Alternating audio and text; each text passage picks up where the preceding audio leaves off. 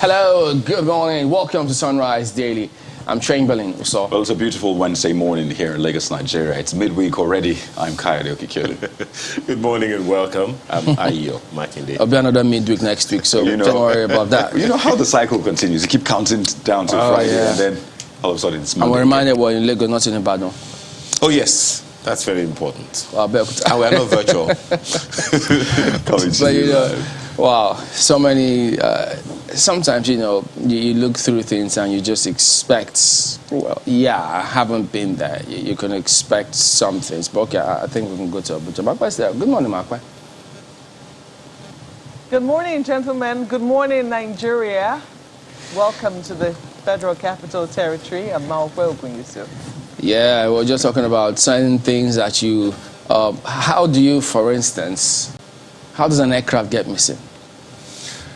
I mean, it's easy. Yeah.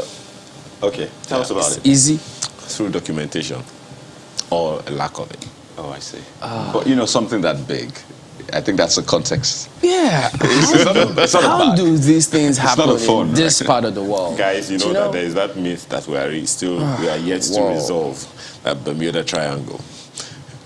I don't know. Is that what? This is not the Bermuda Triangle. This is essentially meant to be clear. You give us the details and the context and all of that, and of course that's the governor of River State in the aircraft. But my point, when we decided on this, the first question that came to my mind is, number one, yes, there's the responsibility of government. But for God's sake, it's been 10 years. You know that project that I think is Code that is doing it, Follow the Money? Do we follow government projects as a people? Do we put pressure on governments, whoever he or she is in government, to ensure that whatever it is that is announced, that is ours, we follow up and ensure that these things don't get missing just anyhow? For God's sake, an aircraft, just as you said, Chamberlain, an aircraft is not just something you pick up at Mile 12 Market. It's not something you go to Sabongeri and say, okay, I want to pick a copy. No, it belongs to the state. And why is it that the state has it? The state has it because they want one thing or the other. Akwa Ibom, for instance, has set up an airline, a business for the state to generate revenue and all of that. We have a responsibility as a people to ensure that these things don't just go under. What is our place as a people to ensure that these things don't just disappear? Because if this governor, for instance, didn't follow this up, if he was maybe just corrupt or whatever it is, he could just have said, okay, there is no documentation for it, let me find a way around it. It'll go Bermuda Triangle. Just in case you're wondering, what is this all about? I mean, you're seeing people in suits and coats, you're seeing aircraft. Well, it is said that an aircraft in River State has been missing for 10 years, and Governor Wike found that one in Germany. Abandoned in Germany, as it were, for 10 years. Okay, so do we use abandoned or missing? But I hope that this will be the year, or at least this will be the year before the year, when we start seeing state resources not for those in charge, as it were. And I'm talking about the leaders, presidents, governors, local government officials. The resources are actually for you and I.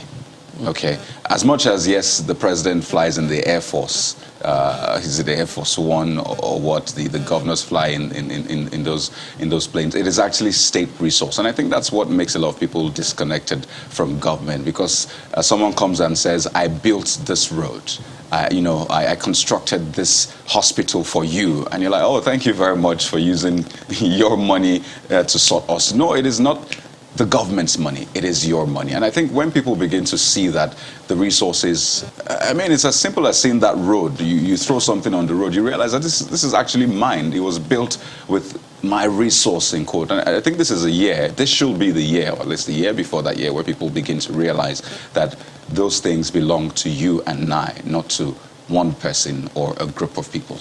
Mawkwe. Yes, indeed. While we talk about ownership and how we treat government resources, or should I say how we sometimes forget that what belongs to government belongs to all of us. That is ours. While we press that home, I think that what is also big here is institutional memory. When you ask how our civil service works, in at the federal level. There are big questions as to what happens when one government leaves and another one takes over. Usually, civil servants are termed the engine room for any government and of any government. But in recent times, we've seen, how it's not exactly worked that way. It looks like we're not preserving institutional memory. Things that one government will carry out, it is very unlikely that the civil servants would be kind enough to remind another government coming in that this is what has already been done and you have to continue from here. I think for me, this speaks more to that than ownership. Yeah, ownership is a big part of it, I think, but it speaks more to how our civil service currently works. If it's not quite working, I mean, if sometimes you see big deficiencies at the federal level, you can imagine what will be going on at the state level. In many states, we do know that the civil service is barely functional. It functions at the whims and caprices of the chief executive. And that's what you get to see when you now hear that an aircraft was missing for 10. How is that even possible? The governor was saying something to the effect that the aircraft went for a check. And he said, I think the type of check that the aircraft went for shouldn't have lasted longer than 6 months. Now, perhaps maybe that was when there was a handover and there was no handover note to that effect.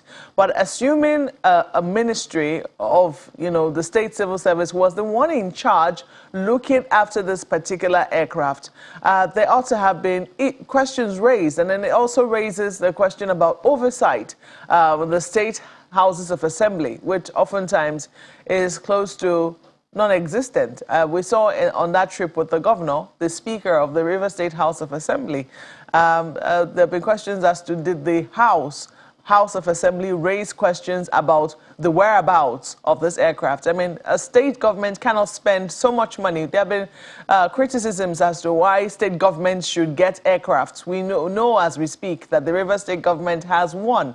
Now, to think that it purchased two and that one was nowhere to be found, and there had been no questions raised for almost 7 years that, the Wike administration has been in government, and then 1 year to the expiration of that tenure, we now begin to see that, we found it. It spent 10 years now with the makers. There are huge questions as to how government, how efficiently our institutions are working at the state level. I think those are some of the questions it raises for me. Well, while those questions are being raised, other questions that should be raised is, how did that happen? Well, maybe we'll just take a little bit of some of what was said. Maybe this will shed some light. By 2012, this plane was brought here. Reasons we do not know. But I guess that maybe for inspection. But what bothered us was that there was no documentation to show. As we were coming into government in 2015, you can imagine the plane was there in 2012. Then I came in 2015, 3 years. So the issue is, why was there no documentation to let the government come in to do that? Look, we have this facility and we sent it to work before for inspection.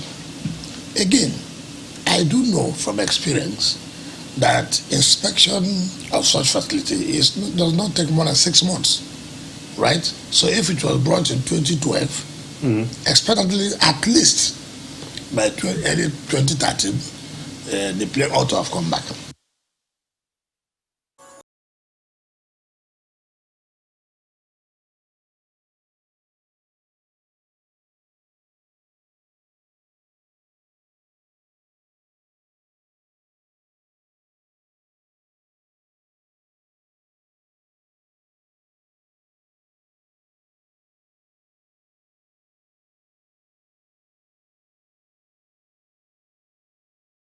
All right, so I will take you through some of the dailies, but you have to expect some reaction to that story in the days ahead. So such things don't just die like that way, I reckon. New Telegraph, subsidy removal is the theme, but look at the lead story. Buhari proposes 18-month policy extension. Rules out gradual price increase. Senate mobilizes security agencies against fuel smugglers. The Senate now. Senate is the one doing the mobilization. And then it says police, customs, immigration, DSS, NSCDC seeks tighter border surveillance. NLC suspends planned nationwide protests. But just to add this quickly, because remember we closed the border, land border here, and then there were questions as to what exactly were the gains of that, the intention, the benefits, the positives about that. Did we get to hear any word whatsoever about those who were manning those borders in the first instance and how whatever was missing or whatever the problem was arose in the first place? Okay, now, what measures have been taken by or against those people or put in place to ensure there's checks and balances even within those people, those agencies of government that are supposed to ensure those things don't happen in the first place? So if you're mobilizing immigration, DSS, NSCDC, customs, is it going to be business as usual? And I think the usual, excuse now, is to say that what we have, our border is so wide, is unmanageable, if there's anything like that. So, yeah, to pay some people. So that essentially gives you a sense that, okay, fine, if they are porous, I mean, we call them thousands of porous entries, right? So if we have that, then it's understandable that we have smuggling, but I don't think that should be enough.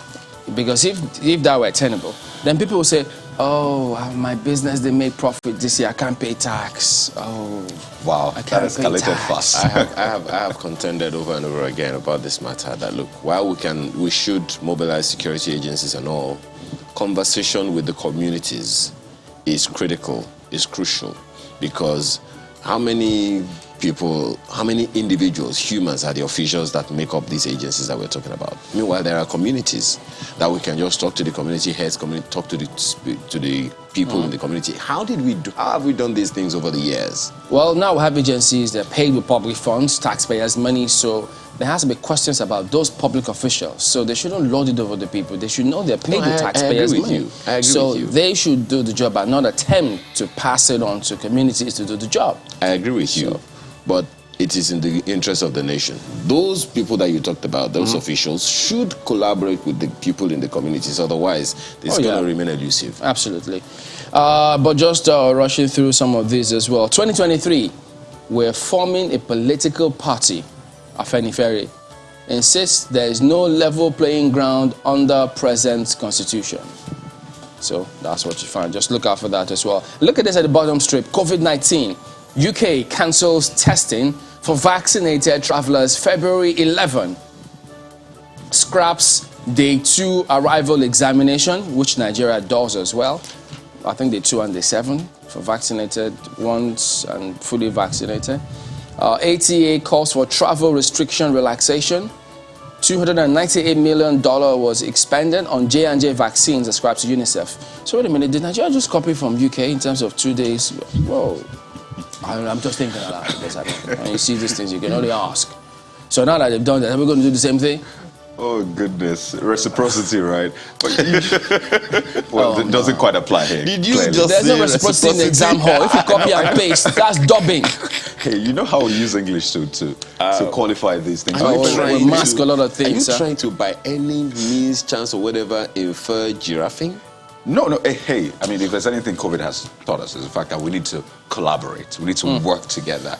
And what does WHO say? No one is safe until everyone is safe. So it's important to also learn from others. But if there's anything COVID has taught us, this is not a health pandemic alone. This has been an avenue to assert political power, to make a lot of money, I must say. Oh, yeah. Some people are making a lot of money in this state with this COVID matter. I dare say, unequivocally as well. But guys, don't forget that this is pretty important as well. Study, vitamin D linked to lower high blood sugar risk. People don't check their vitamin D level here because they feel, oh no, we're in Africa, there's so much sun, so it can't be low. Guys, it can be dangerously low. Just take a moment, go check. You never can tell. It doesn't cost much. I hope. You never can tell these days. You get mails. just never can Chibele, where tell. do I check it for free? You said I could check this. Oh, goodness.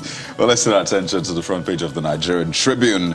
And this is how the paper leads. To sustain subsidy, FG proposes 18 months delay for PIA. That's right, but take a look at the writers. Says NAS will amend PIA to reflect new position. It's ploy by APC to fund 2023 polls. PDP, interesting, says ruling party failed to fulfill promise to build refineries. And experts divided over suspension on removal as Labour suspends planned nationwide protests. Pages 2 and 3 of the Tribune. Clearly, lots of talking points this morning. Of course, there's another angle on Afenifere. This is not about forming a political party now. Oh. Afenifere to international community prevail on Nigeria, Benin Republic to release Igbo. So that's angle Nigerian Tribune takes it from. A couple of other stories. Transparency International ranks Nigeria 154 out of 180 countries. As I said, lots of talking points. And we'll be dissecting all that this morning. Let me just turn to the back page for some sports. This Tunisia loss is still in the news. Eagles not good enough to beat Tunisia. Musa. Okay. All right. I mean, we're recovering. We lost, so no problem. Dust yourself up and let's go again. Yeah, we have That's Ghana in, 2 months? So all the best. All right, the Vanguard newspaper is also about the subsidy issue. PIA in limbo.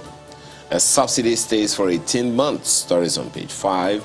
PIA implementation stalled. FG seeks amendment. Denies fear of 2023 election behind decision.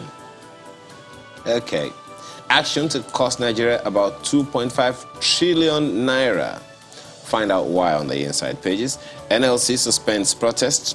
Lords workers, CSOs. CBN recommends engagement with populace. Local refining. About time. Right under the picture you see on the front page, and this is a little shocking.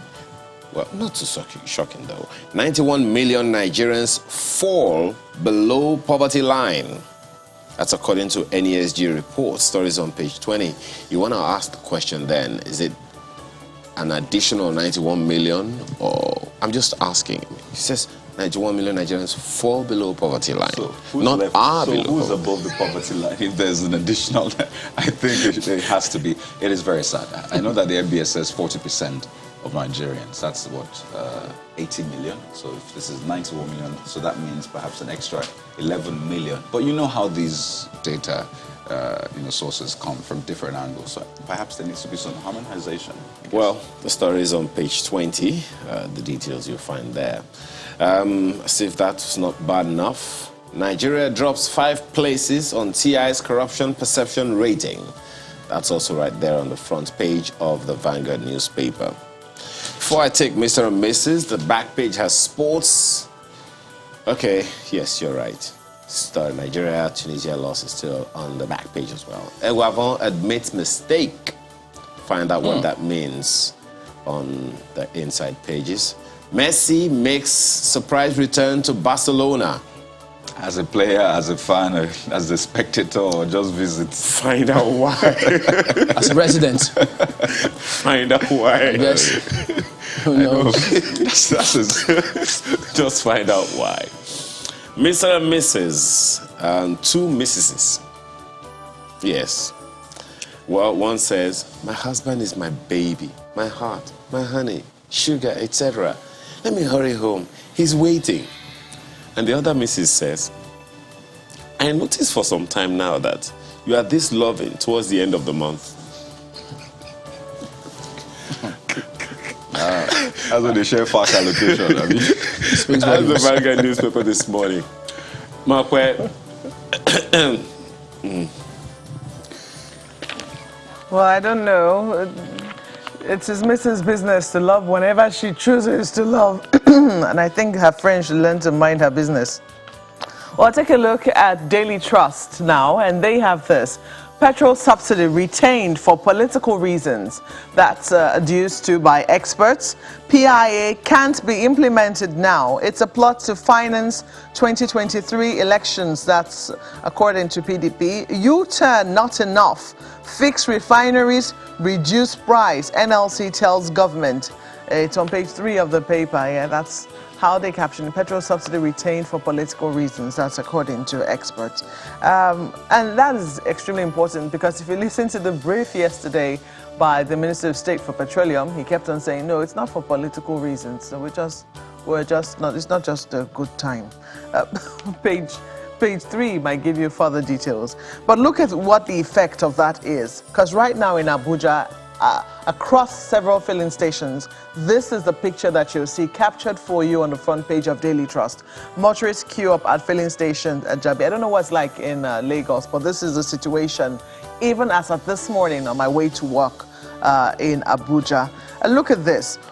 Over 1/4 of world's malaria deaths recorded in Nigeria. That's according to the federal government. You have this as well. Transparency International ranks Nigeria second most corrupt nation in West Africa. Buhari to security agencies use 5G to fight insecurity. There was a launch of that yesterday. And security operatives dislodge, kill ISWAP fighters in Niger. That's what you have on the front page of Daily Trust. If I run quickly through leadership newspapers for you, they have this one. It's captured very interestingly too. PMB booby traps next president, extends PIA implementation by 18 months. Very interesting captioning, you must say. Delay will erode investor confidence, that's according to stakeholders. Decision hasty without stakeholders' inputs, as according to OPS, Organized Private Sector.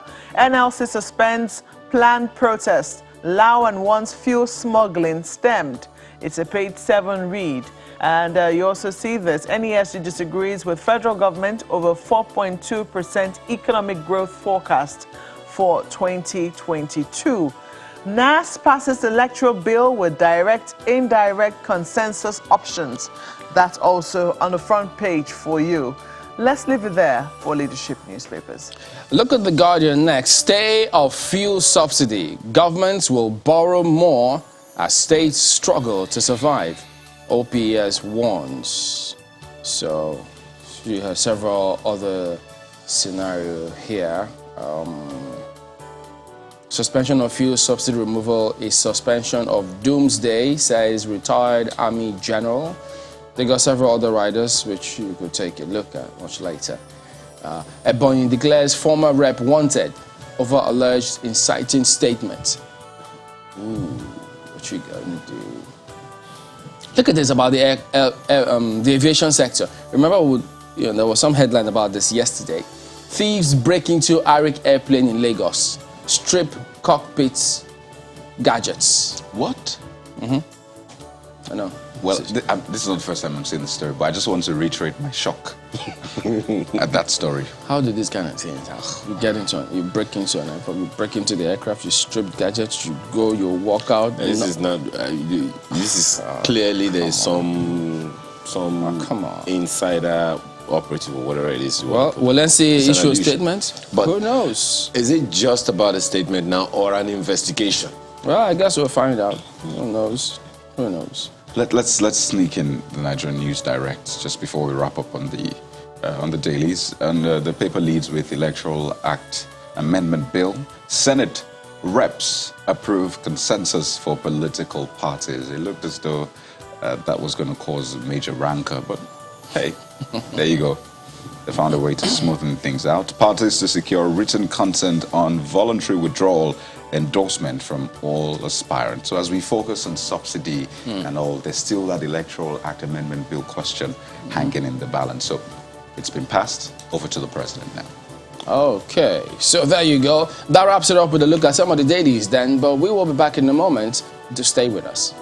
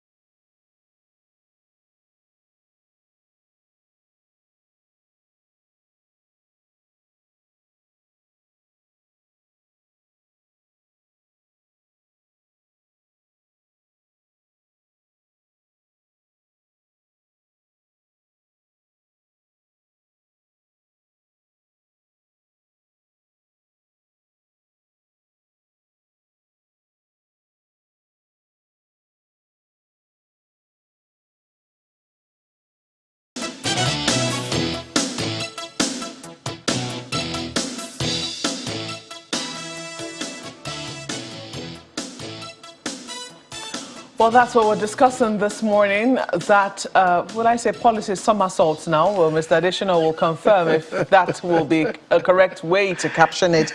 He's here in the studio with us, and he's the President, Special Advisor on Media and Publicity. Mr. Femi Additional, welcome to Sunrise Daily this morning. Good morning. Well, if it's a somersault forward, it's a good one. Is it really a somersault forward? Look at how the leadership, and I find this really interesting. I laughed. Be booby traps next president, extends PI implementation by 18 months. Well, I laughed when I saw that headline, but where I fault it is that the 18 months is just a proposal. It has not been approved. National Assembly may say 6 months, it may say 3 months, and it may say 2 years. So nobody should conclude that it's 18 months. But this is the proposal of the president. Yes, it's a proposal, and the proposal is what it is. The proposal of the president is to booby trap the next government. No. I'm sure that was not the intention. The intention was also stated. The timing is not right. It will exacerbate the hardship of the people, and the president cares. He genuinely cares. Interestingly, I can tell you that. Just yesterday, 2 days ago, I think there was a meeting with the Senate president at the National Assembly with the, I'm trying to remember, the Minister of State for Petroleum. I think GMD of an MPC was there. The Minister of Finance was also there. Yes. And there was something about the timing of this particular decision to remove fuel subsidy. I thought I heard the Minister of Finance say something about the timing is also not right politically. No, politically, no. I heard her, I read her, I didn't hear politically. You see, politics is a part of our lives, but elections will just be one event in the life of the country. When elections come, they go. The country continues. This fuel subsidy, whether it stays or goes, is going to have serious impact on the economy. Because I heard the Minister of State deny that politics has nothing to do with it. No, but Nigerians are not exactly naive when it comes to these matters. We also know that this is a pre-election year. 2023 is a year of decision. Yes. And it would seem that there are concerns as to whether or not the APC will be a valid party if it were to remove fuel subsidy in a pre-election year. Well, all over the world, you are careful what you do in a pre-election year. It doesn't matter. We saw what happened in America. We saw certain things that happened in the pre-election year, and the impact those things had on the election is a valid thing. But is this done because of elections next year? No. It is done because, as the minister said, the timing is not auspicious. Inflation is still high. In the past 8 months, we saw inflation reducing, but the last month, it went up again. So the timing is not auspicious. And then further consultations need to happen between all the stakeholders. We're in a democracy. Government is not the only thing in the country. It must carry on every stakeholder in reaching certain decisions that impact on the polity and on the lives of the people. So consultations go on. There will have to be palliatives and how to ameliorate the situation for Nigerians. I'm sure there'll be questions as to how we can, whether or not we'll be able to afford this fuel subsidy, and we'll come to that shortly. But I'd like to take you through some of the to how we got here and why, if people say this a policy somersault or policy flip-flop, that it doesn't seem like this government has been very clear-footed in terms of what it wants to do with fuel subsidy. The president before now had maintained that there was no fuel subsidy. I do not know whether the stance of the president has changed on that, has it? Well, over the years, things have changed. What you said was about 2016, 2017, and the president should know, because he was oil minister for 3.5 years. What he said was that he didn't quite understand what they meant by subsidy when he talked of it. But you know that has mutated over the years. Just on Monday, I think it was the MD of the of the midstream petroleum company that was telling us of how much petrol lands in Nigeria now. Nigeria is going to be paying about 305 naira per liter as a subsidy. So subsidy is well and alive with us now. Over the years, there were issues as to whether there was indeed a subsidy, because we had a measure of refining done locally and we had a measure of products being imported. Now we import wholesale. So it is clear that this is the landing cost, this is the pump price, therefore the bridge is the subsidy. Indeed. But we've also seen how within the lifespan of this administration, there have been fuel hikes, fuel price hikes. The one I really remember now was when it was, I think, at 145 and eventually went to 165.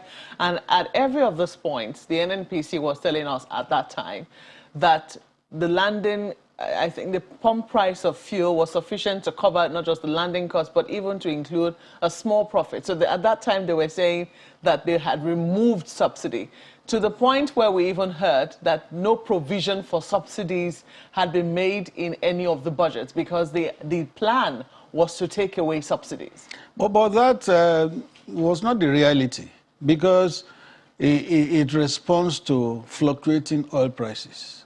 And for years, oil prices have been fluctuating globally for one reason or the other, particularly due to COVID since 2019. We saw it crash as low as $30 per barrel and all that. Now it has gone up, it's around $80-something per barrel now. So fuel prices will always respond to the prices of oil in the international market. That's what everyone knew, but then what we assumed at that point was that the NNPC was trying to take advantage of the low prices to introduce the removal of subsidy. It didn't look like it could follow through with the plans.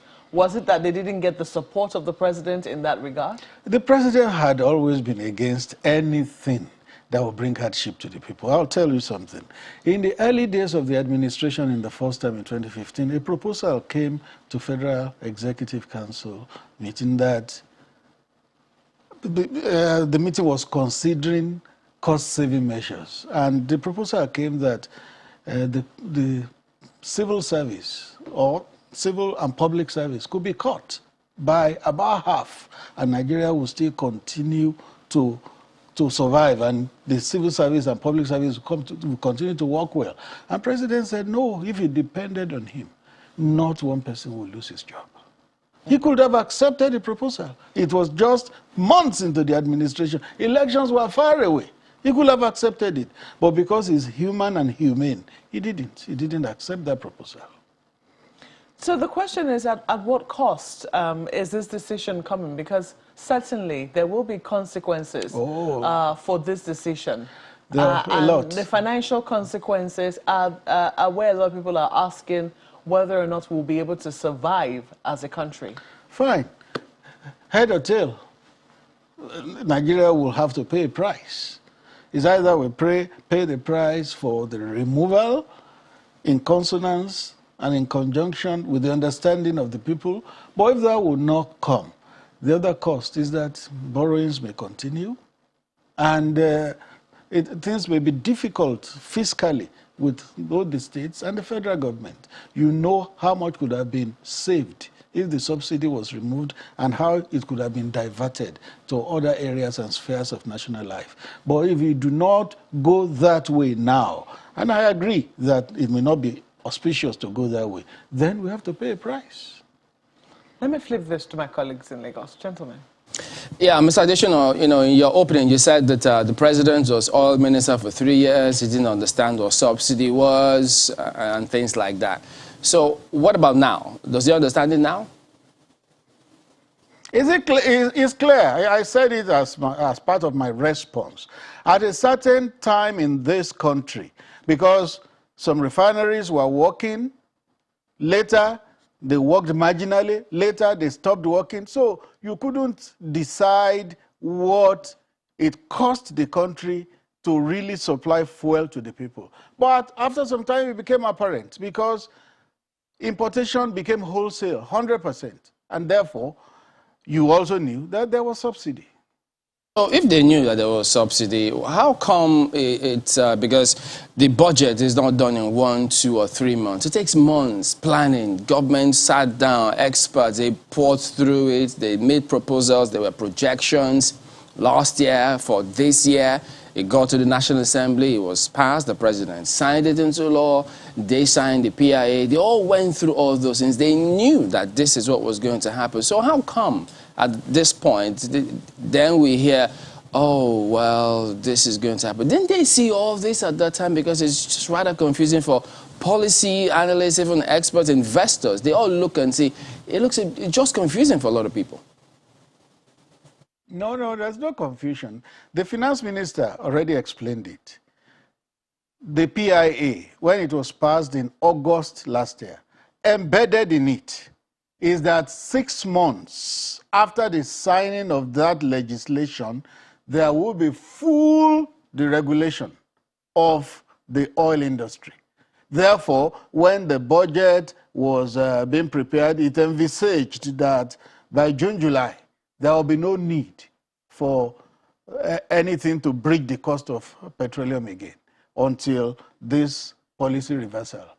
So the law, it was the law that accommodated it. Incidentally, that law was sent to the National Assembly by the president in September 2020, and it was clear that, subsidy was going to be removed. And that's ironic because you have said, in fact, the Senate president has said the president did not order or ask for the removal of subsidy. But it was in that bill, which we now call the PIA, that the president sent. So how did that happen, that the president, it's an executive bill at that point, that something the president did not want was included in a bill that the president himself sent to the National Assembly, which has now become law? That bill was a 20-year-old bill.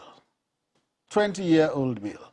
Whether it was sent in the original form and shape, I do not know. But it's a 20-year-old bill. So all governments, past and present, had always envisaged a time when subsidy would not be paid again. It's not just this government. It had always been there.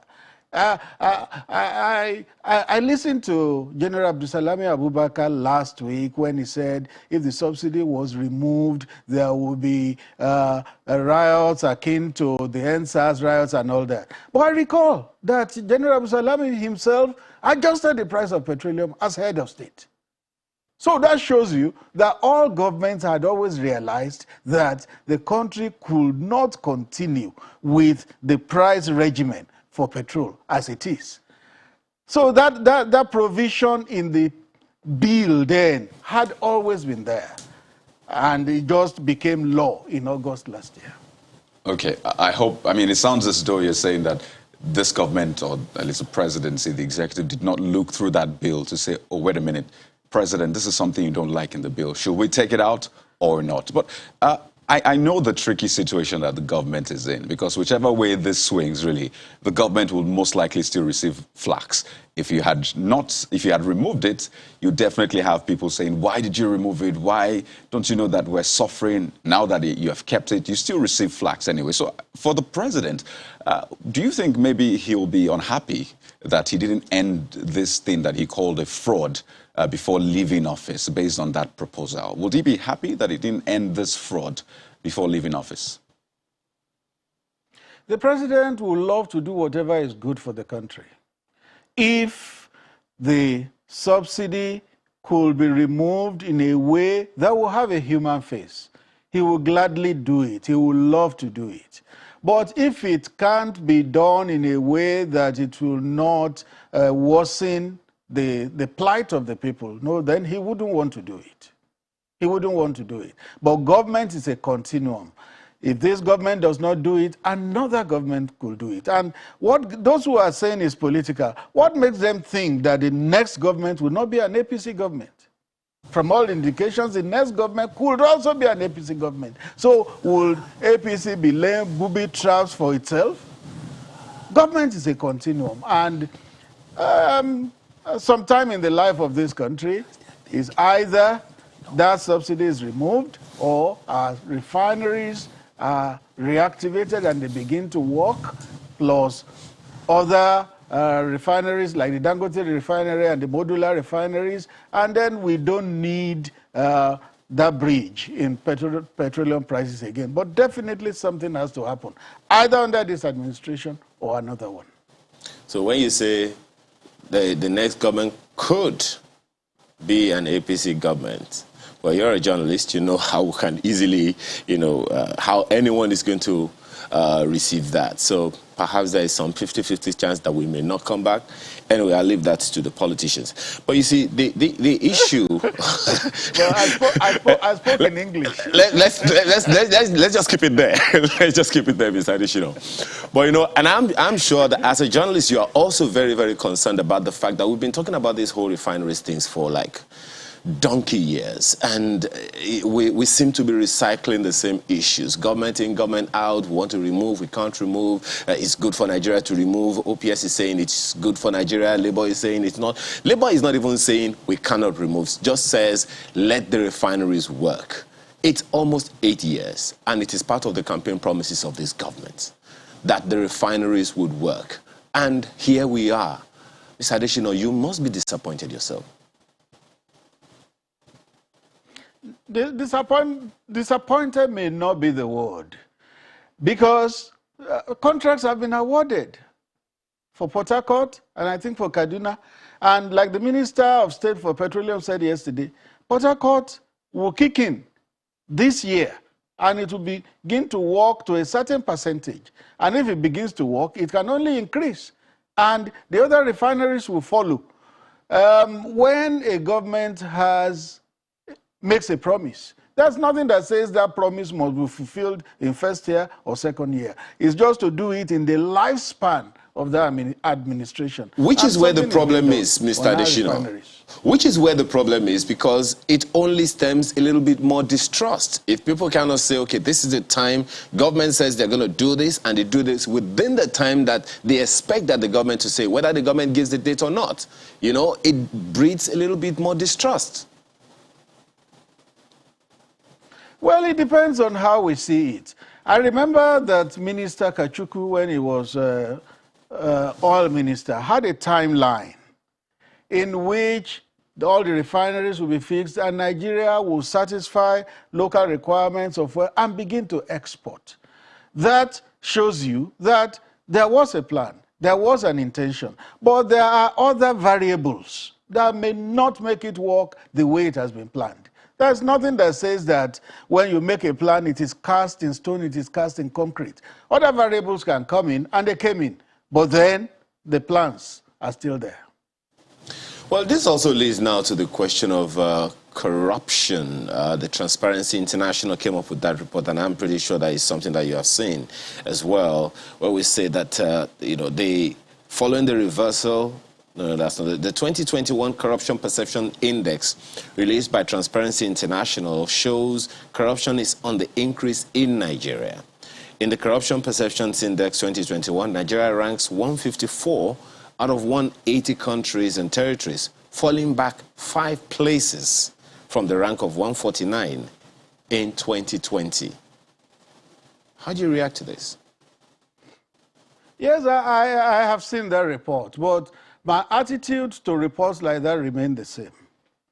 When such things come, one, we don't need it to authenticate or validate whatever government is doing. Government is working, and anti-corruption is one of the key pillars of this administration. It was scrolling on this your station for almost 2 days when the EFCC came out about 2 weeks ago that it had 2,200 convictions last year alone. Last year alone. And I saw it scrolling on your station for about 2 days. That's one information out there. Now, what would you rather believe? The information from your country or the information from outside? It depends on the statistics that TI is using. But we know that in Nigeria, corruption is being fought, and we have moved forward from a time when they said that stealing was no corruption to a time that stealing is now corruption. That's one.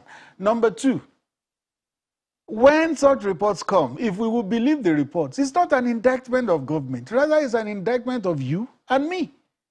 Because we constitute the country. So if TI says Nigeria has fallen so many steps in the corruption perception index, it's not a good report for you. Neither is it for me. Us as Nigerians, we as a people.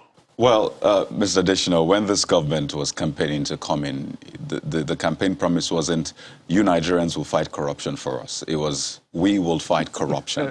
And it was one of the pillars that this government came in on. So it's quite interesting that you now say that this is an indictment on you and I, when the government actually promised that it was going to solve the problem of corruption. But now this conversation presents us an opportunity, really, and I'm glad you said it, that, I mean, we shouldn't believe the report from outside. There should be a report from inside. And the methodology that TI used was to, give this range, 0 to 100, and get, independent sources to score countries, which is why Nigeria ranked what it ranked, 154. So for you, for the government, if you were to rank this, this current administration on corruption from 0 to 100, what would you give it?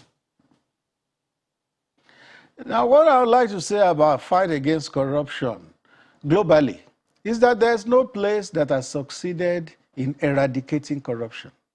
We have countries where people are executed for corruption. And the fact that they continue to execute itself shows that corruption has not been eradicated. Because if it was eradicated, executions would not continue. So it shows you that corruption is a human problem. It is a national problem everywhere. But is this administration fighting corruption? Yes, it is, because just have an indictment against you and see whether you face the law or not. But when it goes before the law, that is the last the executive has to do with it. Every other thing is with the judiciary. And you don't stampede the judiciary, you don't dictate to them.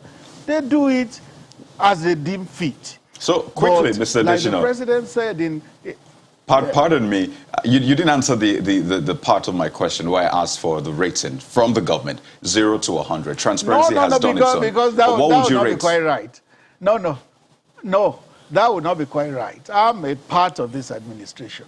I shouldn't then be rating the administration. The rating should rather come from other people. Not people from have outside, rated not this government only like TI has done, but from Nigerians themselves. Okay, well, TI has, given its ratings. And by the way, it was not done by people from outside the country, okay? It was given to people that are well familiar about the system here in Nigeria, from experts to those doing business. In fact, the government has had to work with one of the agencies representing TI in the country. So it's important to get a sense, because you said that this administration is fighting corruption and you're getting results. So from your perspective, how well has this government done? 0 to 100. Is it 50? Is it 30? Is it 80? No, I will not give percentages, but I will say very well, very well. We have the statistics from the EFCC, we have from ICPC, you have the Code of Conduct Bureau, all the agencies set up to fight corruption from time to time give reports. So very well, pardon me. A lot is being done. Very well in ratings is over perhaps 60, 70. So is that the score you're giving? No, I will not give a percentage. But you said if you can't measure it, then you can't put a finger on it. So how did you get to very well? Yes, it is being measured, but I will not give a percentage. I would rather people outside government give that percentage.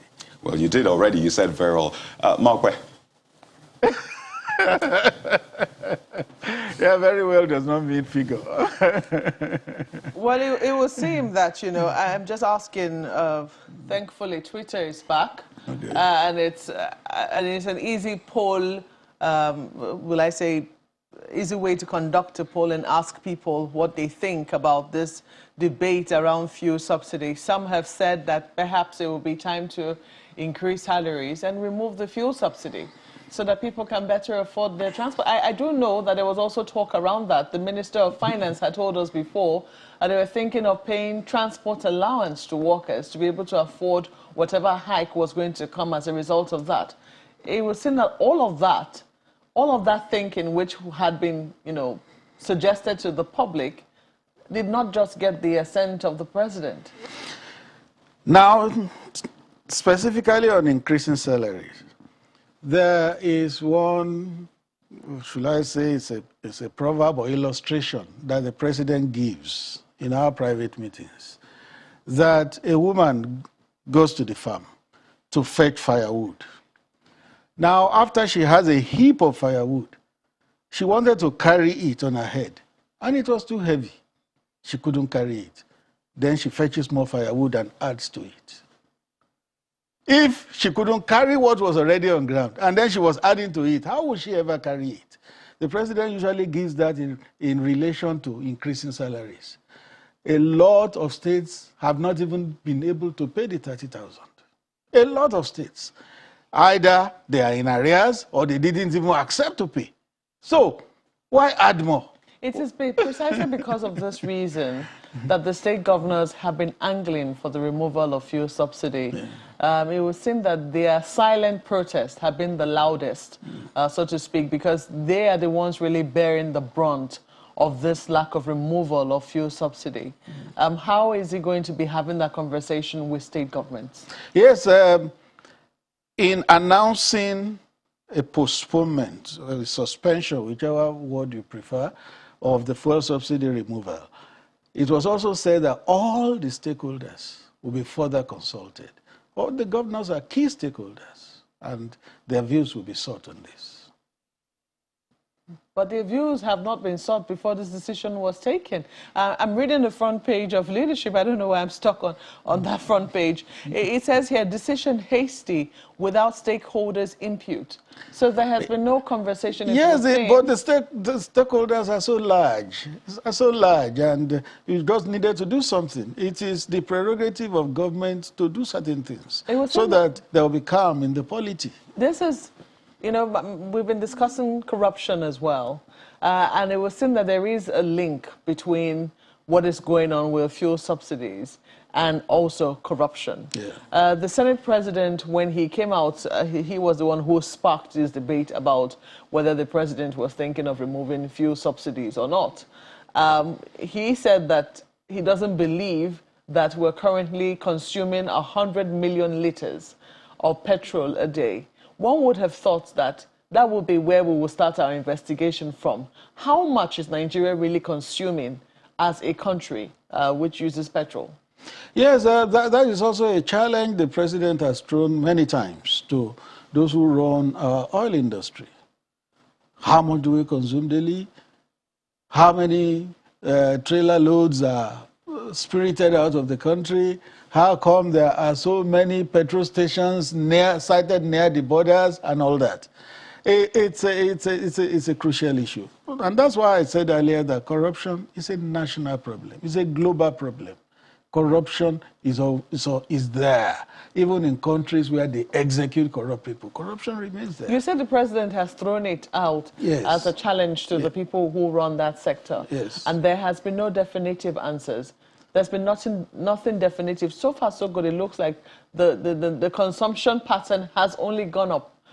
Doesn't it speak to a lack of will to truly stem this and, you know, find out precisely how much Nigeria is consuming? Part of that will is the removal of this subsidy.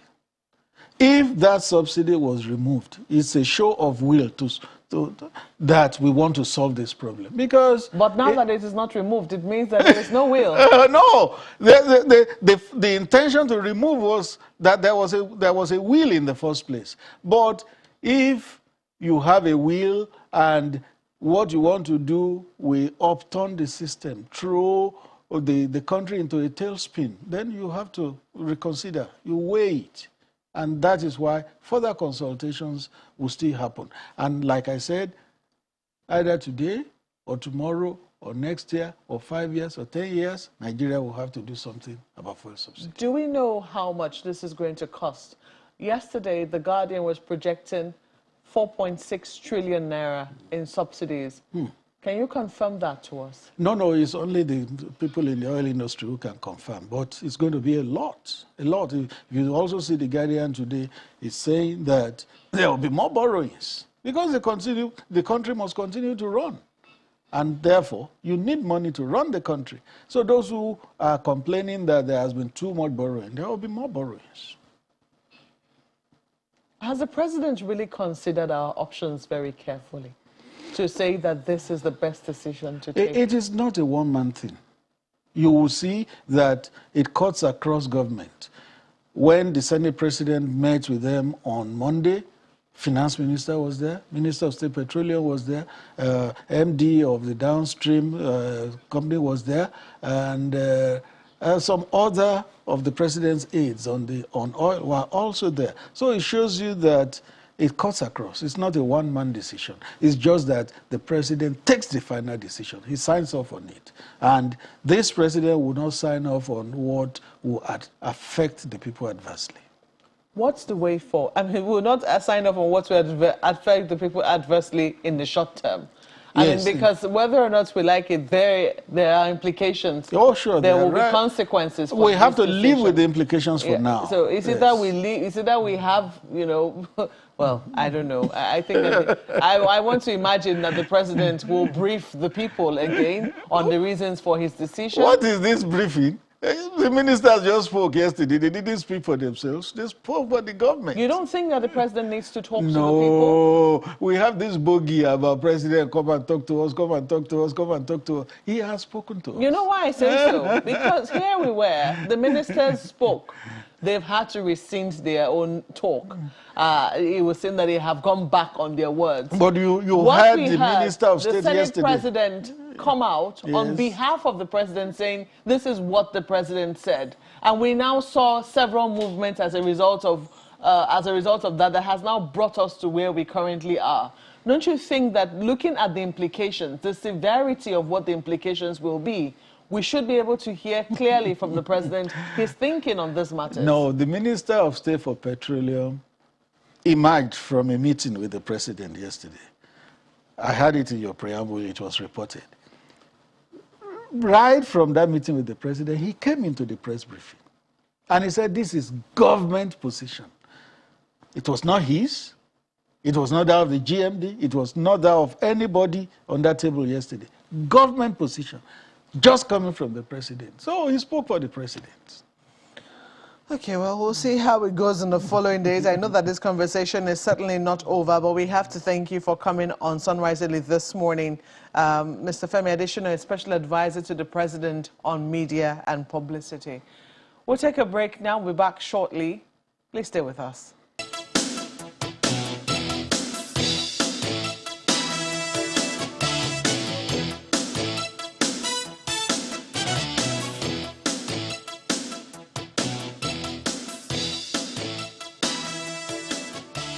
Well, there you go. Awa Rafsanjani joins us next. He's the head of Transparency International Nigeria office. Good morning, and thank you for joining us today on the program.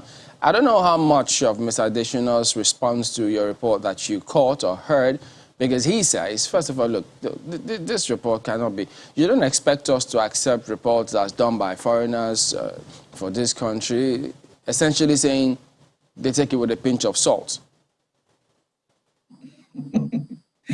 Well, it is quite unfortunate that some public official can talk in this kind of very, if you like, very uncivilized, very reckless way. This is the same public official that are jumping when a report favors them from the same so-called foreign countries. But when the report is not in favor of them, they try to discard or disregard the report.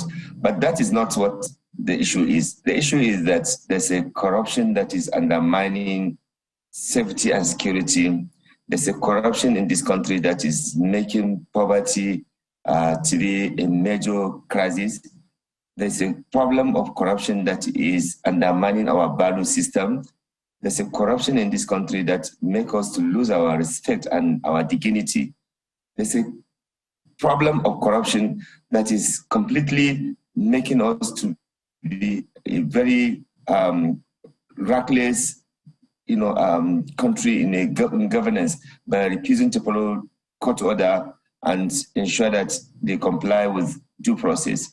So it is not about the organization that do this, because even the government itself, the report that is coming from government agency is more damning than even the report that is coming from Transparency So speaking about International. government, if I could just to pick up on that for a bit, he essentially was also saying, look, so where then, how does this report take into cognizance the efforts of agencies like the EFCC, the ICPC, all those other anti-corruption agencies who he also talked about how some 2,000 cases had been won, which was out there in the news. He says all of these things, you don't seem to acknowledge them in the report. I think there's a deliberate or mischievous, response on some of this issue, because we have said it, time without numbers, that Transparency International is not measuring the performance of government anti-corruption or an evaluation of EFCC, ICPC, and other anti-corruption agencies. It is basically looking at how corruption undermines or affects public sector in Nigeria. So it is not about measuring the performance of ICPC, EFCC, code of conduct, or overall looking at government part against corruption. No, another organization will do that. But what Transparency International does is simply to look at corruption in public sector. In all honesty, can anybody say that there's no corruption in the health sector? There's no corruption in the defense sector?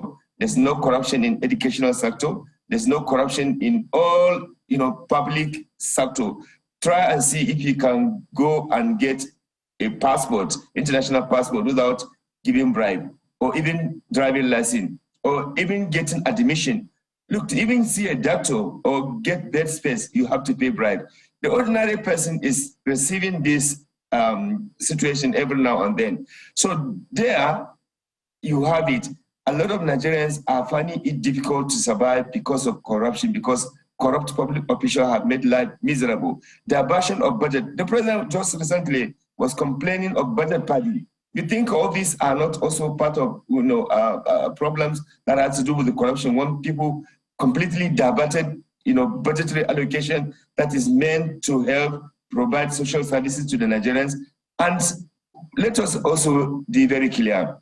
Transparency International and CISLAC, as well as other civil society organizations working on anti-corruption, are working very well with relevant anti-corruption agencies to help strengthen and ensure that they succeed in the work that they are doing. What this simply report is saying is that there are gaps in the way and manner in which we conduct our affairs, and there's need to do that. And I think if the government is honest and sincere and they really want to fight corruption, they should see this as a wake-up call to help bridge gaps where we have gaps, whether it is in the policy, whether it is in the legal framework, whether it is in the implementation or compliance or enforcement.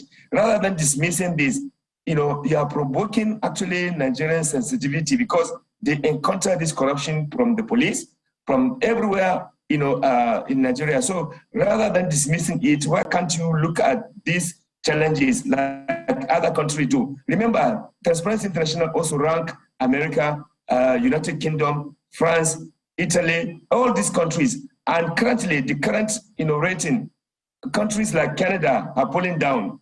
Countries like Belgium have come down. Countries like Switzerland have also come down. None of these countries have come to attack or abuse Transparency International. What they do, they say, please, can we see how you can help us, support us to strengthen our system? But the case of Nigeria, because of those who benefit from corruption in Nigeria, they will always come and defend, corruption in Nigeria. Otherwise, this government that come to say they want to fight corruption, what they would do is to say, okay, let's see what can we do to help bridge the gap that we have. Just Mr. Rafsanjani, and Nigerians are seeing this corruption every day in their lives.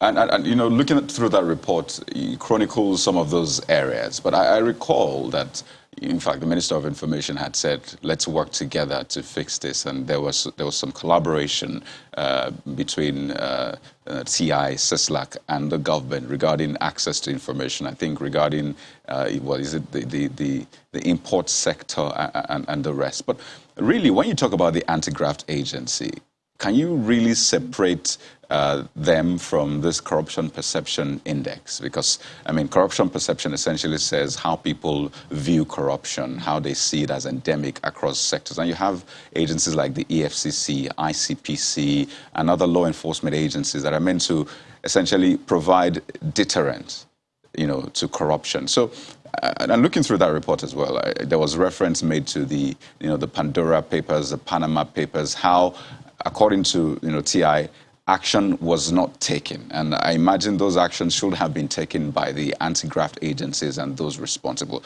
So in the light of that, can you really separate them from the corruption perception index?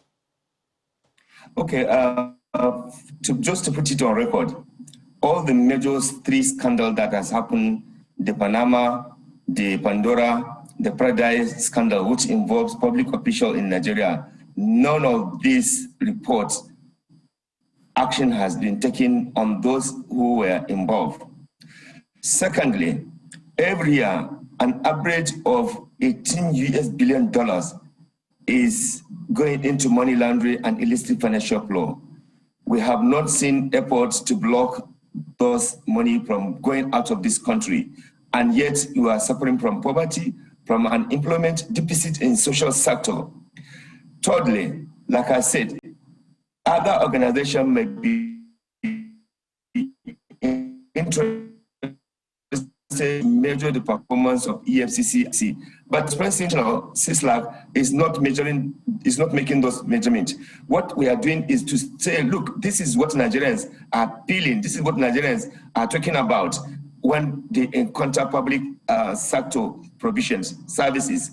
And this is what Nigerians, if you go and interview Nigerians, they know how much they get, you know, experience from extortion in the police.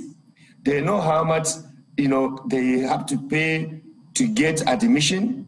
They know how much they pay to get a job. They even know how much they get to pay to get appointment. And even with the Auditor General report, with the NAIT report showing, you know, clearly how corruption has become endemic, and even how the government itself, you know, is talking about this, it shows you clearly that there's a problem. And those who are dismissing this report is because they are beneficiary of also the wrong thing in Nigeria. That is the only justification. Otherwise, no right-thinking person will come and add insult, you know, to Nigerians who are facing this catastrophic of corruption in Nigeria. So I am saying that public officials need to be sensitive, need to be responsible, because Nigerians are going through hell as a result of corruption. It is because of corruption. That's why money budgeted to provide arms will not be, you know, brought. People have chopped that money.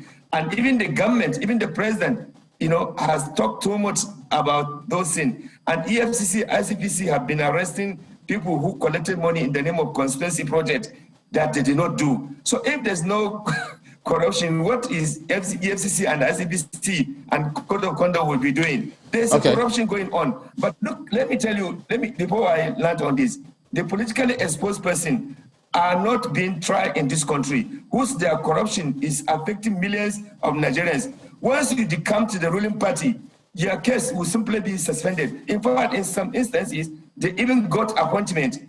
This is ridiculous. Political corruption is a serious threat to democracy and development and the survival of Nigerians. Until you tackle those things, there's no way you can be doing this window dressing. We are talking about electoral reform, which will transform and ensure electoral transparency and integrity. People are not interested in pushing that. Okay. All right, Mr. Rafsanjani, we do thank you very much indeed for your perspective, taking us through some of the background concerning the TI's report on Nigeria. Thank you for your time today. Thank you very much.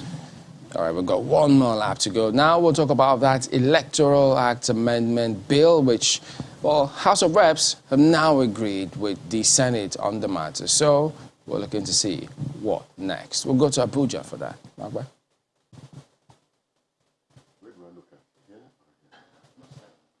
Yeah.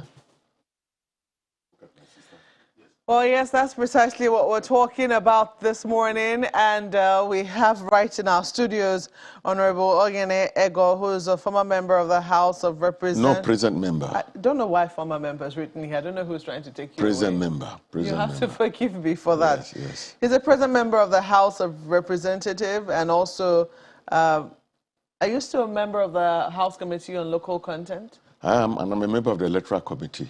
My apologies for that, this honorable. These are old. I'm a member of the Electoral Committee.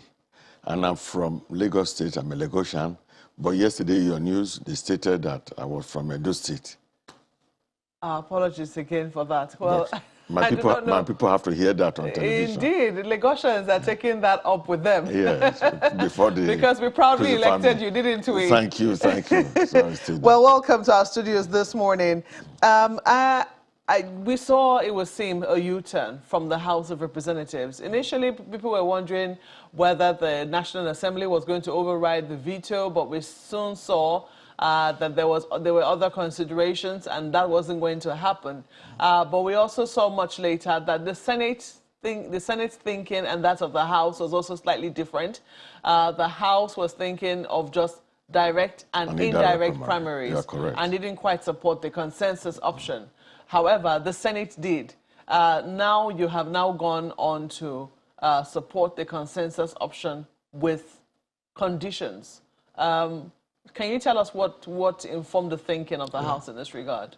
Thank you, Mokbe. I'm happy to be around again to talk on the electoral bill because I'm a member of the Electoral Committee in the House. Of course, my name is Honorable Ogene Ego, and I represent Amuwodofi Federal Constituency. I'm a Lagosian. Yesterday, I had an interview with your news. It was on network, and Channel said I'm from Edo State. I'm from Lagos. I'm not from Edo State. I want to make that correction so that all my people in Lagos will know that they probably elected me, as you said, and me and you will come from the same Badagry division. So I'm a Lagosian. Thank you very much. Now, there have been some confusion on the issue of the electoral bill with regards to issue of consensus candidate. We in the House thought that the best thing was to have both direct and indirect primary and to remove consensus. And why we did that was simple, because we thought that consensus was the easiest way to oppress people.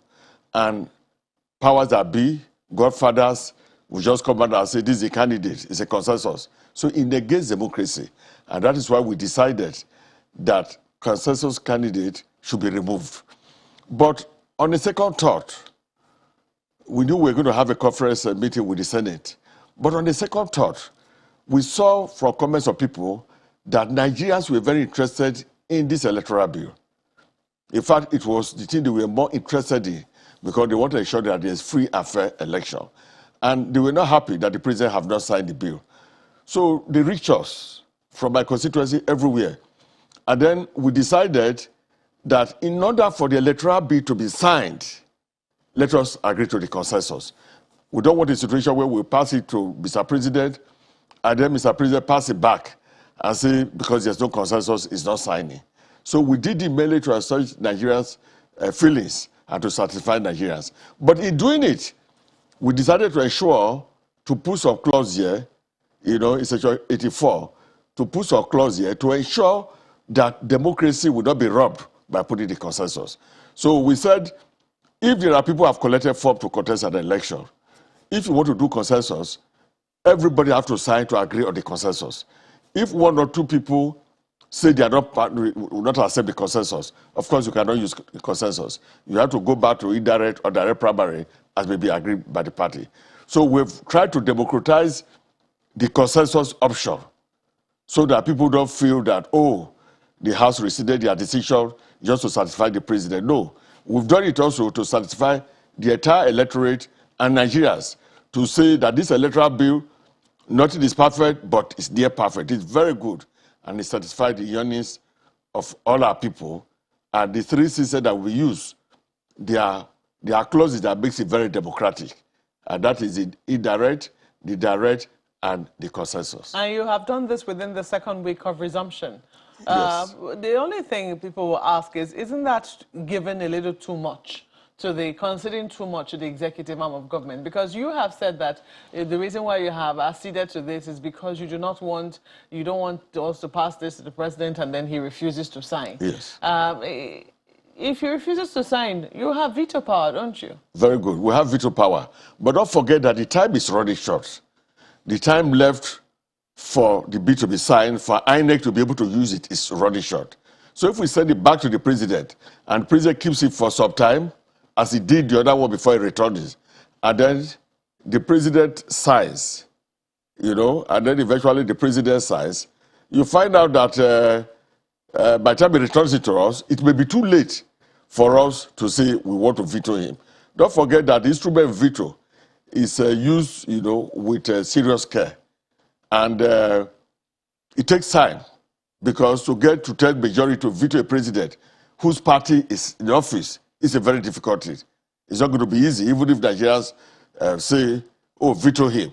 There are a lot of party loyalists who will say it's our president, we will not veto it. Tribal sentiment comes in, religious sentiment coming, and we don't want this to happen. So we wanted to satisfy Nigerians, to assuage their feelings, and to tell them that, look, you elected us to represent you. You want a good electoral act that will ensure free and fair election. Don't forget that in this electoral act, there are some other sections of it too that will make elections free and fairer. And that is what the public wants, Nigerians want. And so, even though we conceded to the presidency, the executive arm of government, but we did this for the interest of Nigerians. Okay, let me ask you about how you think this is going to work practically, especially now that the consensus option has been introduced. You do know that sometimes in political parties, they do introduce a strong arm option, whereby, if consensus is really what they want, the chances are very high that they can say that they're only selling one form, or that the forms are finished for political aspirants. Because I think that, let me see if I can get the exact words used by the House now. It says, a political party that adopts a consensus candidate shall secure the written consent of all cleared aspirants for the position, indicating a voluntary withdrawal from the race and the endorsement of the consensus candidate.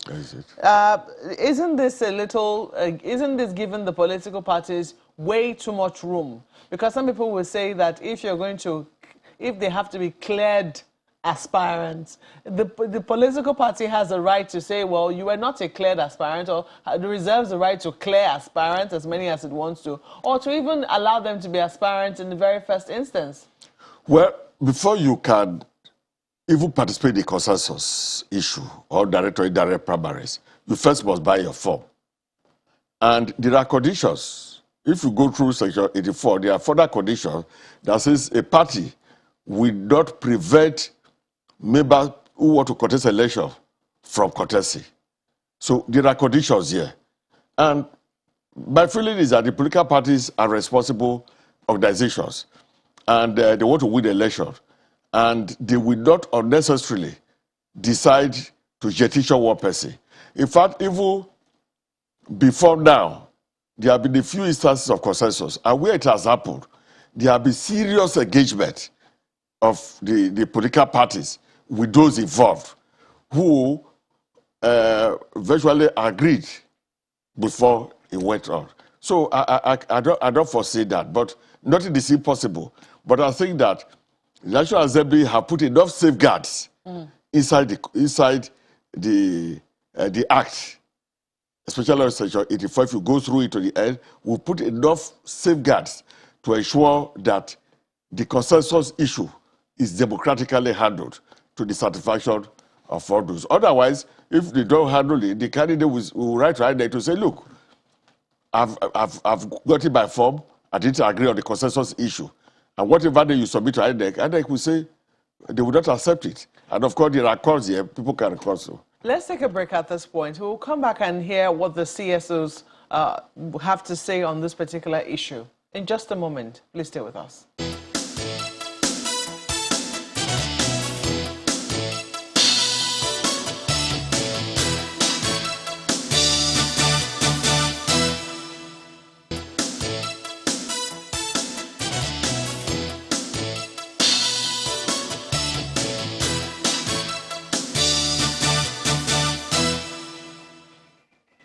Well, we're still talking about the Electoral Act amendment bill, which has now been passed once again, amended once again, and passed by both chambers of the National Assembly yesterday. And the offending part, which had prevented the president from giving his assent to the bill, was dealt with by the National Assembly, and it now reads, I think it's section 84, it now reads slightly different. And we're talking about it with Honorable Ogene Ego, but I also understand that we also have with us a guest via Zoom. Senator Victor Ume joins us via Zoom from Enugu. He's the former chairman of APGA.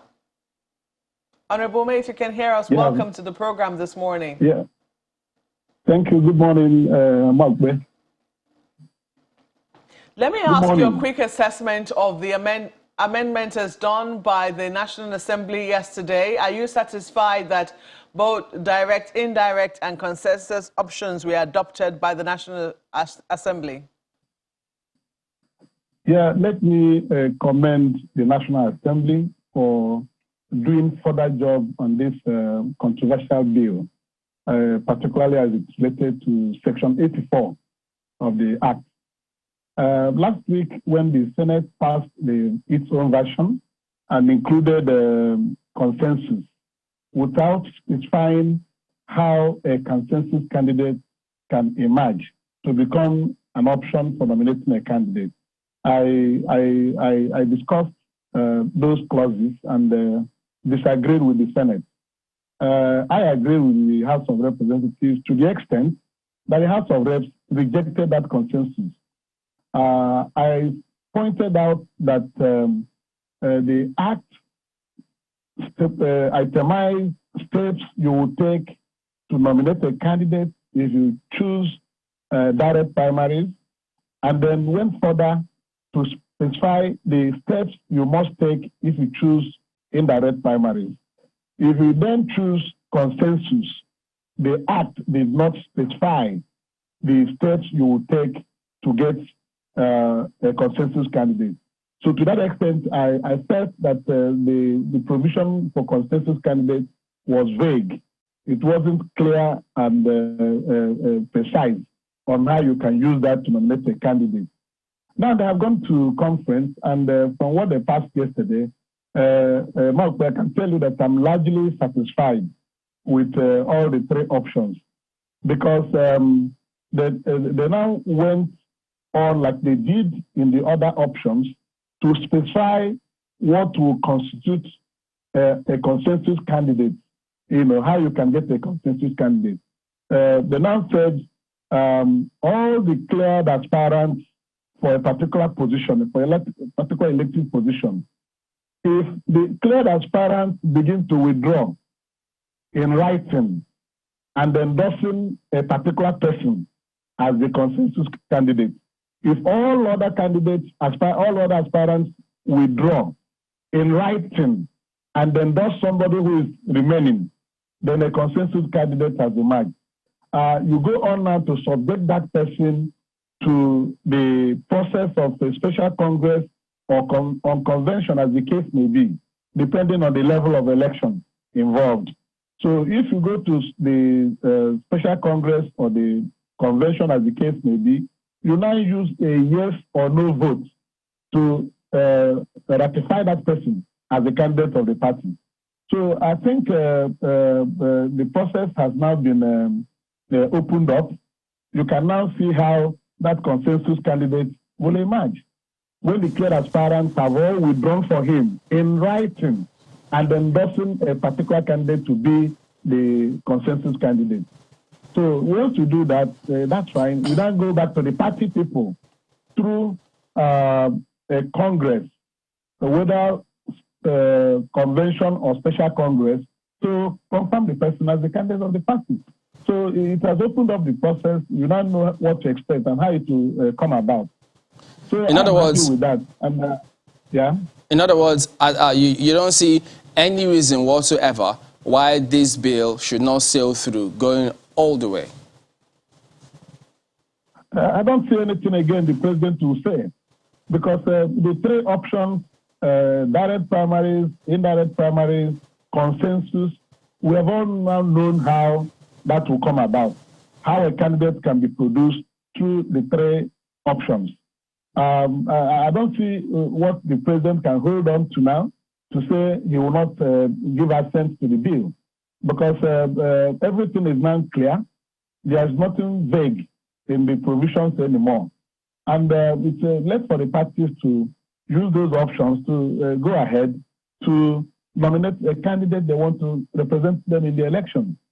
So the president cannot do anything but sign this bill. I believe so, because if they had sent it the way it appeared last week, if the clause on consensus candidates was not reduced further to processes of getting that consensus candidate, the president may latch on it and say he will not sign because this will be undemocratic. I don't know how this candidate will come about.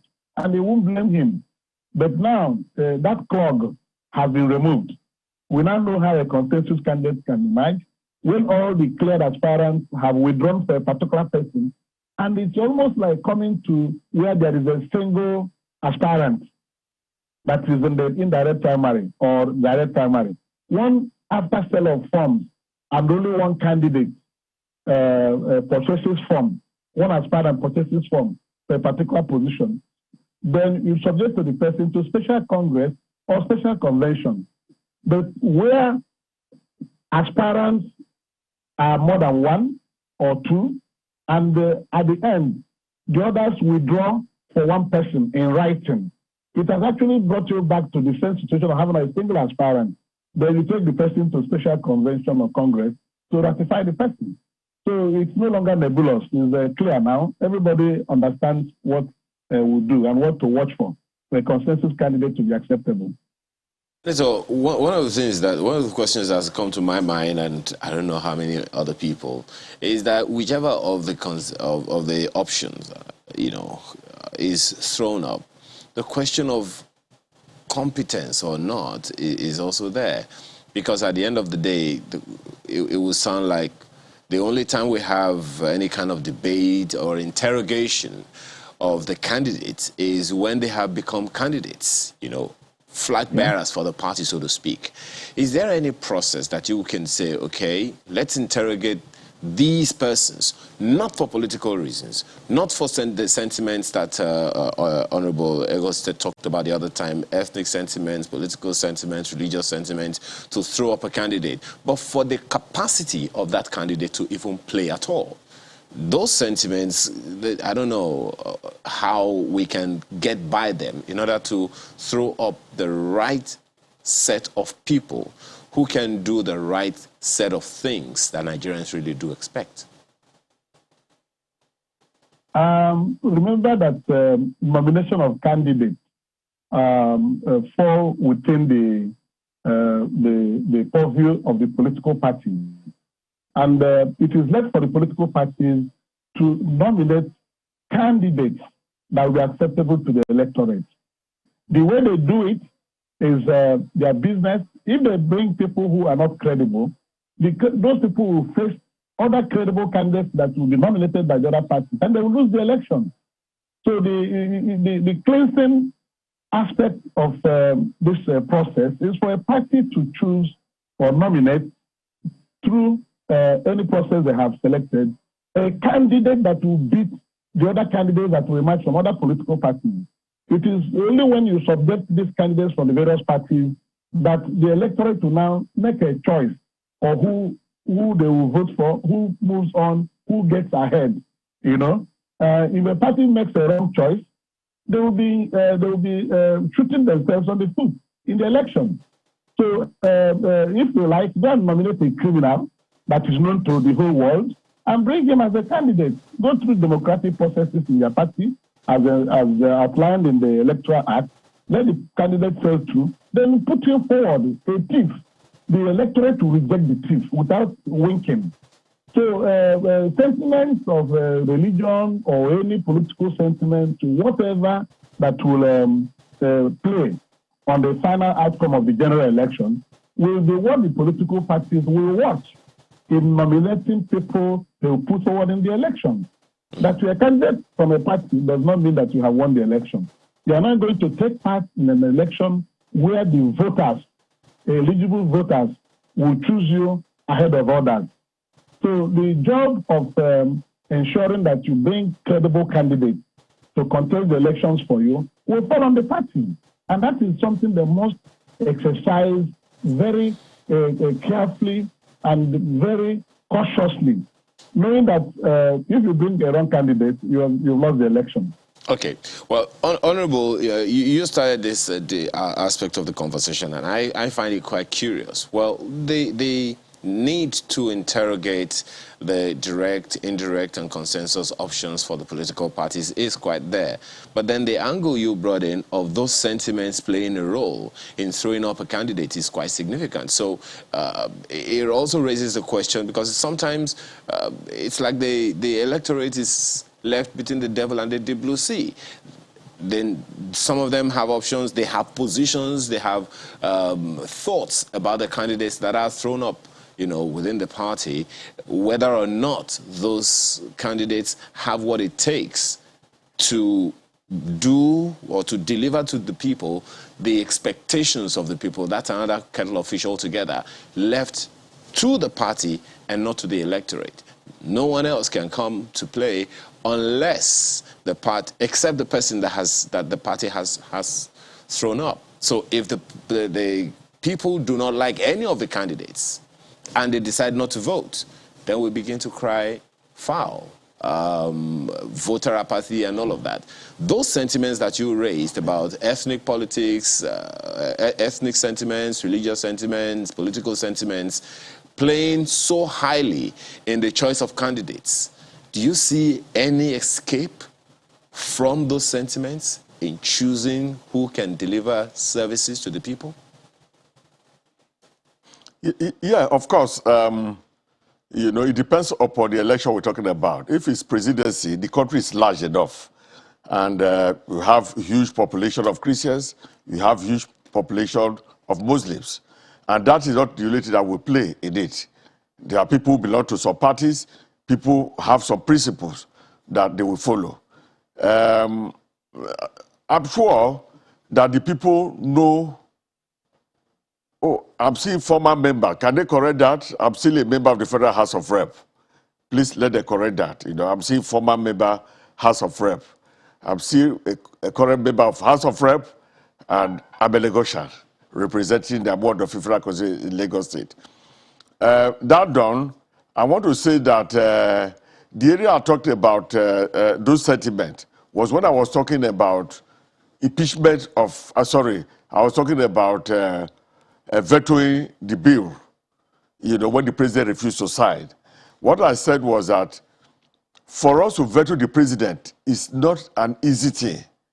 Militaries have a role to play. Some people will say he's a member of our party. Some will say he's from our region. We must not disgrace him.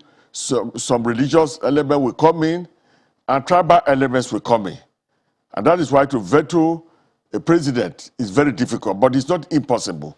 But be that as it may be, let me state clearly that whichever candidate that come up, those who collect form are the people who are available. So the electorate will have to look at the people that they have.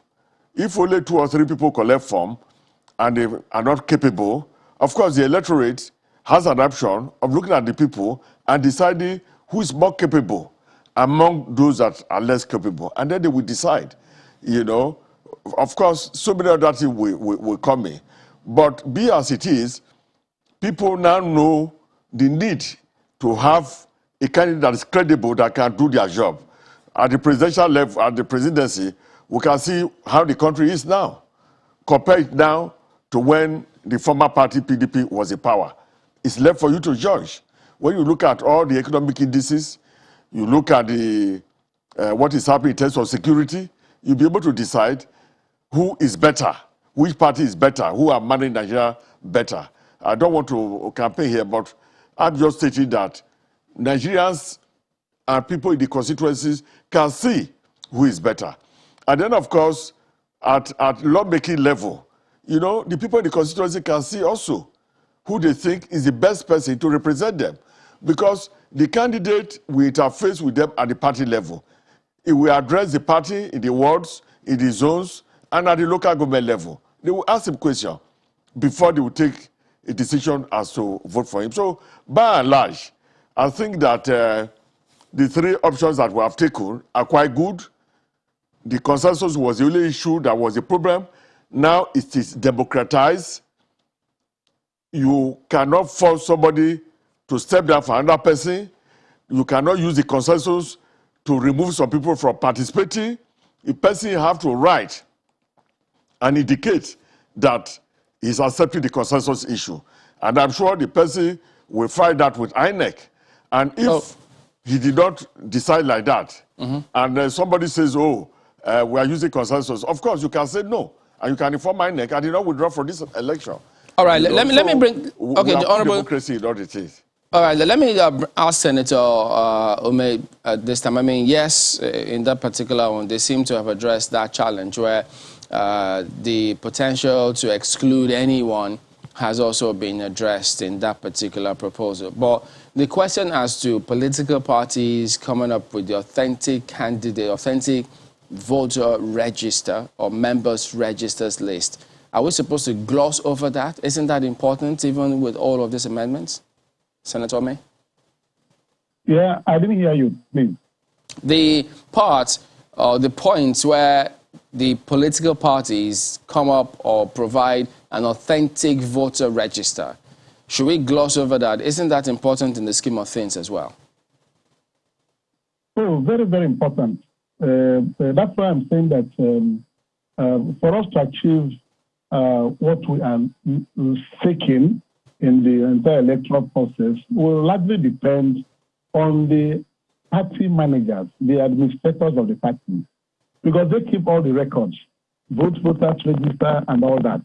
If they make themselves to be selfless and they want the democracy we are yearning for to survive, they will be the people that will ensure that all the records are properly kept at the wards of the constituency, so that it will be when a primary is on hand, you go and doctor the voters, party membership register, and they produce people who have not been members of the party, and then push them out to create confusion. So if they draw the line when to stop recognizing registration of members before the primary, and then enforce it, then you see that you'll be approaching the exercise with credible records, you know. So okay, but administrators that have this responsibility. Ensure so that nobody compromises. How do you? Could you comment on, because there's this school of thought that believes that, look, all of these amendments notwithstanding, if you don't have a deep pocket, you still cannot play in this field. Well, that's a problem that nobody can actually cure in our situation in Nigeria today. Money is necessary in politics. The acts had previously prescribed the limit to spending by any candidate in an election in trying to mobilize voters to vote for him or her. The laws are there, but nobody monitors them. How will you now tell a president, a presidential candidate, that you spend not more than 5 billion naira, for example, to cover the whole of Nigeria in your electioneering campaigns and all that? It may not be possible, and the monitoring is not there. The law is made, but there's no serious effort in ensuring that the law is followed. So when somebody spends money beyond the limit provided in the Act, then you disqualify the person. There's no way to gauge and monitor that expenditure.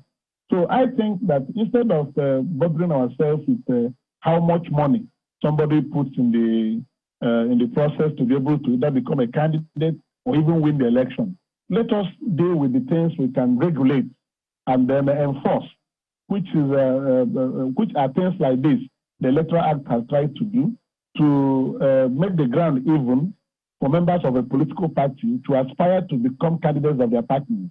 Then make the ground even again for the Independent National Electoral Commission to conduct a free and fair election for all the candidates that have emerged from the various political parties. It will be very ambitious for us to now begin to think about how to limit or the influence of money in the electoral process. Let us get the grounds even, first of all, the way we have done. With time, these things will evolve, and people who are offering money may be turned down by the electorate if they don't consider the person credible. And I think we have... election in Anambra State, you remember that there was a woman, a poor woman who rejected 5,000 naira bribe to vote for somebody else. Right. And she cried out. It went viral on video. I don't want 5,000 naira to go and vote for somebody I don't want. Even though I'm poor, I don't want it. She made noise, and the video went viral. Well, Senator, we'll get to a time when people will de-emphasize the influence of money in absolutely. The electoral process. It will be a gradual thing. Well, you talked about that election you just prosecuted, as it were, in Anambra State. And yes, money is quite important because prosecuting an election is a big deal. But what that money, what the funds are used for is another kettle of fish entirely, which is a concern a lot of people have. Yeah. Yes, they are legitimate expenses, but they're illegitimate expenses. One of them you mentioned, vote buying and other points. Having finished with this election, there's a provision in law that political parties, candidates are essentially meant to retire the funds, give an account.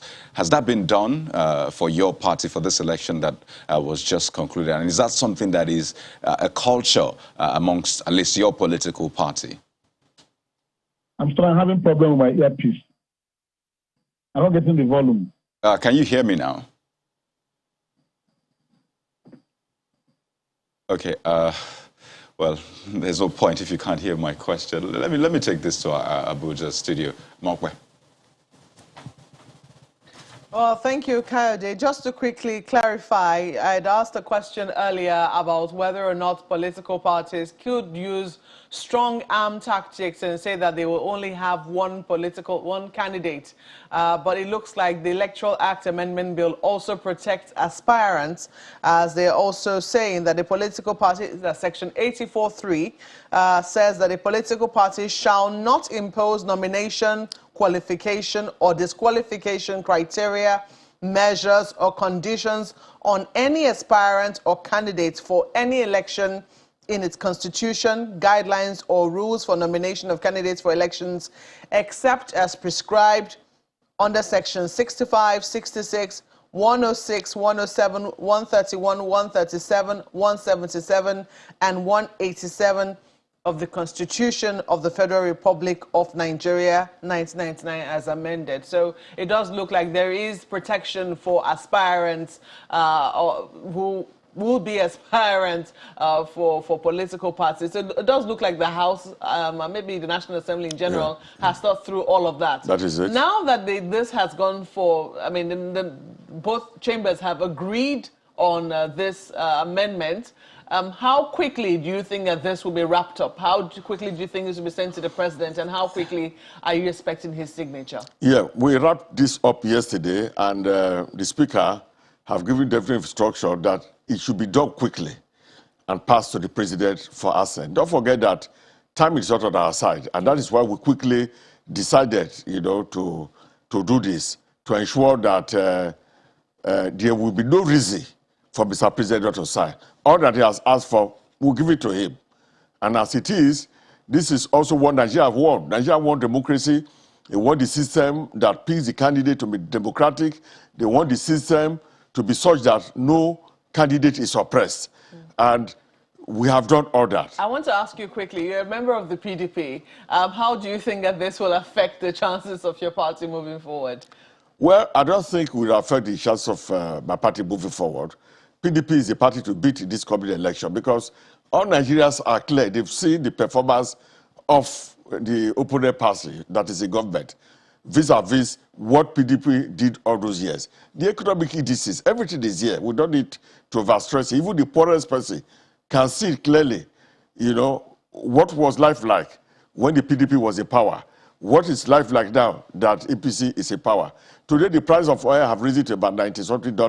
So it's not issue of money. There's price of oil is even higher now than during the period of PDP. So I think the chances of PDP is very bright. The chances are very good across the country that the party to beat because the people have tasted both sides. There's a saying that if a woman have not tasted two men, it won't know who is good. Now the woman, Nigeria, have tasted PDP, they have tasted APC. It is their duty to judge who is better. And I'm sure that they know that PDP is better in this instance. Well, we have to thank you very much for coming on Sunrise Daily this morning. Honorable Ogene Ego is a member of the 9th National Assembly. Correct. He's also a member of the Joint Electoral Committee of the National Assembly. And he's a Lagosian. You just heard him say that. Yeah. He's a Lagosian as well. Proudly Lagosian. Thank you so much for coming on Sunrise Daily this morning. We also had with us Senator Victor Omeme, who is a former chairman of ABGA. We thank you so much, Senator, for coming on the program as well. He joined us via Zoom from Enugu. Let's take a look at some of your emails now. I see this very lengthy one from Dixon Eka talking about the Harmonized Electoral Act. He says, I commend the National Assembly for a speedy action on the amended electoral bill, but the introduction of a consensus option of primary is wrong in all aspects of it. First, it will be almost impossible for all the aspirants to come together to sign a written agreement endorsing one candidate. Second, if all the aspirants managed or are coerced to endorse one person, then you've stopped the powers of the members of the political party who are supposed to vote in electing their party flag bearer. Third, what if the consensus candidate is not the wish of the larger members of the political party? Since the option of direct primary has been rejected, the National Assembly should have allowed the status quo on the mode of primary.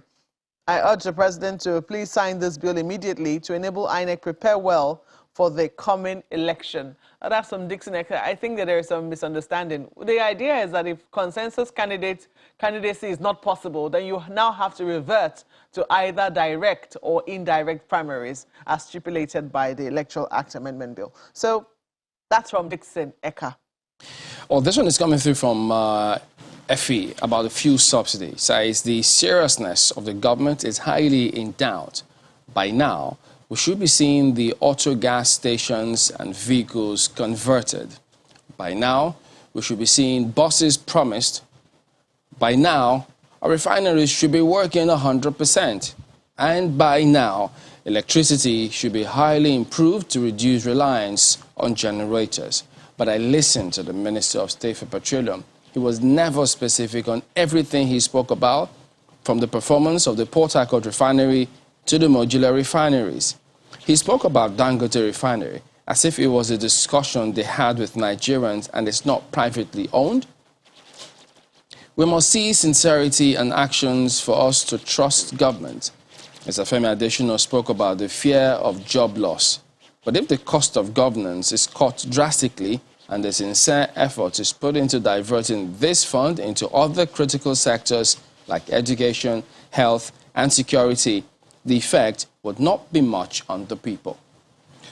Okay, I have quite a lot of messages coming through this morning. Let's head over to Twitter and take a look at Kolawale Bamwo's tweet saying all our refineries have about 445,000 barrels per day production capacity. Well, we've always imported petrol and landing cost versus pump price difference has always been known. Suggesting subsidies new is either mischief, ignorance, or incompetence. Comrade Edwin says, on the consensus clause in the electoral bill and how the candidates will be arrived at, my fear is that some parties could place the cost of nomination form where only a potential consensus candidate can purchase it.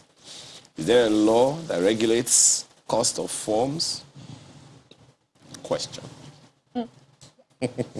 Well, we'll certainly see how this will be put into practice in the coming days and weeks and months and as we go into the 2023 general elections. But trust politicians, if this didn't work this time around, they certainly will not be an end to the amendment of the Electoral Act Amendment Bill. So let's leave it there for now and see how it goes. Thank you so much for watching this morning. I'm Maokwe Ogunyusu. By the way, we have something interesting for you on our Twitter handle at Sunrise Daily Now. So head there and see for yourself. I'm Kayode Okikelu.